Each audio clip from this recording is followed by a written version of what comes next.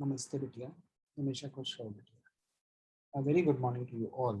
Myself, JV and Dr. Ravi Jain, Assistant Professor, Department of Practice of Medicine and Faculty of Homeopathic Science at JAYOTI VIDYAPEETH Women's University, Jaipur. In today's lecture, we will be discussing about another topic from the kidney disease, that is acute kidney disease or acute renal failure. In the last lecture, we had discussed about the general introduction to the renal system and also urinary tract infection. I hope you must all have studied those topics from the book, other than the investigations and the basic anatomy and physiology of acute kidney disease. So let's start with today's topic. Acute renal failure or acute kidney injury. Acute renal failure, it is characterized by sudden impairment of the kidney function. So there is sudden impairment of the kidney function that is resulting from the retention of nitrogenous and other waste products, normally cleared by the kidneys. So in acute kidney injury or acute renal failure, there is sudden impairment of the kidney function. So the kidney functions are getting impaired, resulting in the retention of the nitrogenous and other waste products. So this is leading to the retention of various type of nitrogenous and other waste products that is normally cleared into the kidney. So if the nitrogenous products are not cleared by the kidney, then it will lead to the development of acute kidney injury. Acute kidney injury is not a single disease, but rather than that, it is a designation for a heterogeneous group of conditions. So it is not a single disease, but rather a heterogeneous group of conditions that share common diagnostic features. The increase in the blood urea nitrogen concentrations, an increase in the plasma or serum creatinine concentrations. So acute kidney injury, it is not a single disease, but rather a designation of heterogeneous group of conditions that share common diagnostic features. It is an increase in the blood urea nitrogen concentration, an increase in the plasma or serum creatinine concentration, and it is associated with reduction of the urine volume. Acute kidney injury is a clinical diagnosis and is not a structural one. So acute clinical kidney injury is basically a clinical diagnosis and it is not a structural diagnosis. It can range in severity from asymptomatic and transient changes in the laboratory parameters or glomerular filtration rate to the overwhelming and rapidly fatal derangements, ineffective circulating volume regulations, and electrolyte and acid-base composition of the plasma. So acute kidney injury, it can range in the severity from asymptomatic and transient changes in the lab parameters of the glomerular filtration rate to the overwhelming and rapidly fatal derangements in effective circulating volume regulations and electrolyte acid-base composition of the plasma. Now, what happens in acute kidney injury? There is a sudden and reversible loss of renal function. So initially there is a sudden and it is usually reversible loss of the kidney function, which develops over days or weeks, and it is usually accompanied by a reduction of the urine volume. So in acute kidney injury, there is a reversible loss of renal functions and develops over days and weeks, and it is usually accompanied by a reduction of the urine volume.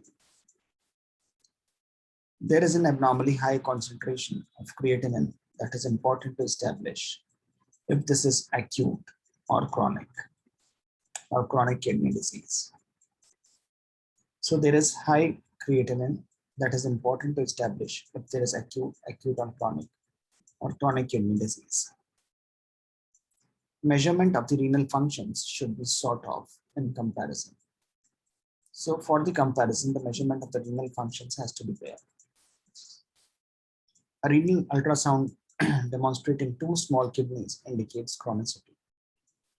So a renal ultrasound that is demonstrating two small kidneys, it represents that it is a chronic kidney disease. Now we come to the pathophysiological classification. The pathophysiological classification of acute kidney injury. Acute kidney injury or acute renal failure can be classified into pre-renal, intrinsic renal, and the post-renal failure. So we can have pre-renal, we can have intrinsic renal, and we can have post-renal failure.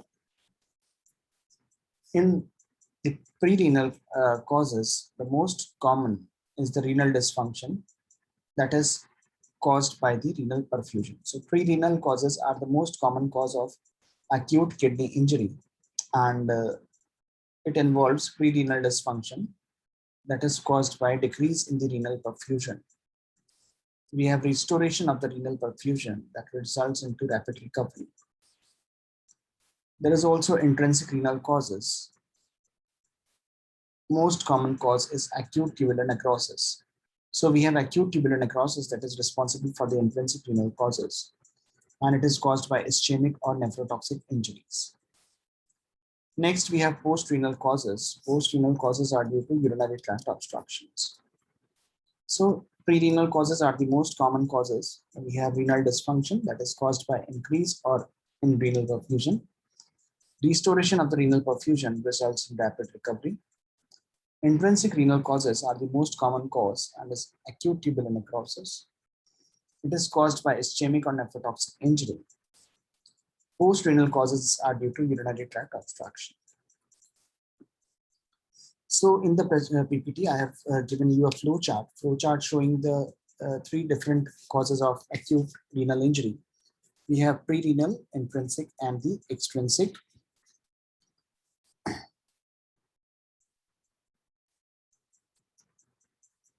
Causes.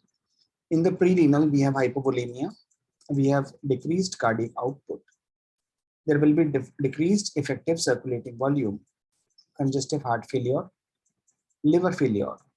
There will be impaired renal autoregulation, non-steroidal anti-inflammatory drugs, ACE inhibitors or ARB, and cyclosporin. In the intrinsic factors, there will be glomerular ACE glomerulonephritis. There will be tubules of interstitium and vasculitis, malignant hypertension, and TTP-HUS. The intrinsic causes are due to ischemia.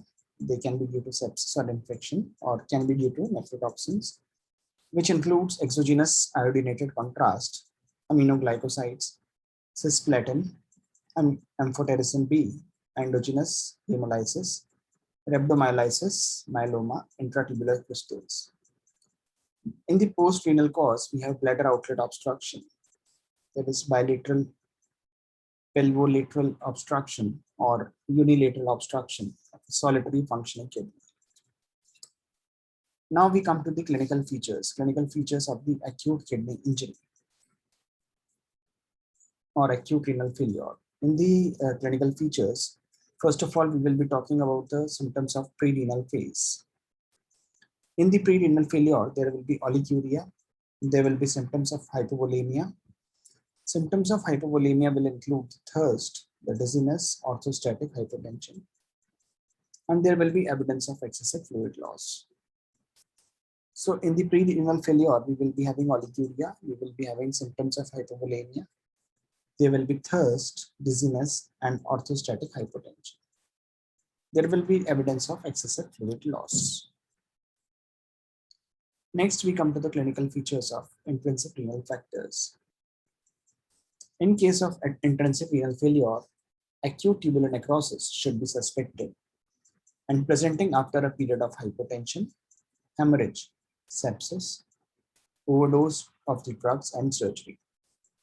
So intrinsic tubular renal failure is due to the acute tubular necrosis, and it has to be suspected after a period of hypotension, if there is any kind of hemorrhage, sepsis, drug overdose, and the surgery. Third variety is the post-renal failure. In case of post-renal failure, it occurs in old men with prostatic obstruction. There will be symptoms of urgency, frequency, and hesitancy. So it occurs in old men with prostatic obstruction. There will be symptoms of urgency, frequency, and hesitancy, and obstruction of the flow of urine. The investigations that could be done in case of acute kidney injury or acute renal failure. We have to check for the urine analysis. A urine analysis in which there will be daily report of the urine has to be checked for. Blood urea and the presence of any abnormal components that we have discussed in the previous lecture, we have to check for it. We have to check for blood urea and serum creatinine. Also have to check for the urine electrolytes. In the ultrasound examination, it could be done for detecting intrinsic renal disease. There are various kinds of serological tests, which includes antinuclear antibodies. In the renal biopsy, when the diagnostic investigations are inconclusive. So in the investigation, we can go for urine analysis for checking daily urine output and the presence of abnormal constituents. Blood urea and serum creatinine, we have to check for urine electrolytes. Ultrasound examination for detecting intrinsic renal disease. We also have to check for serological tests, which includes antinuclear antibody. And in the last, when the diagnostic investigation are inconclusive, then we have to go for renal biopsy. Serum creatinine could be checked for. The normal range of serum creatinine in female is 44 to 80 micromole per liter or 0.5 to 0.9 mg per dl. In males, it is 53 to 106 micromole per liter or 0.6 to 1.2 mg per dl. And urea nitrogen, serum urea nitrogen is 2.5 to 7.1 millimole per liter or 7 to 20 mg per dl. Now, how to manage a case of acute renal disease injury or acute kidney failure? Number one, we have to treat for the underlying cause. The most important cause has to be treated for. We have to maintain the body fluids and electrolyte balance. Maintenance of the nutritional status has to be done. And we have to monitor for the life-threatening complications. In the end, we can go for renal replacement if it is indicated. So management consists of treatment of the underlying cause, maintenance of the body fluids and electrolytes, maintenance of nutritional status, monitoring the life-threatening complications, and renal replacement when indicated. So this was all about acute kidney disease or acute kidney injury. In the next lecture, we will be talking about the chronic renal failure.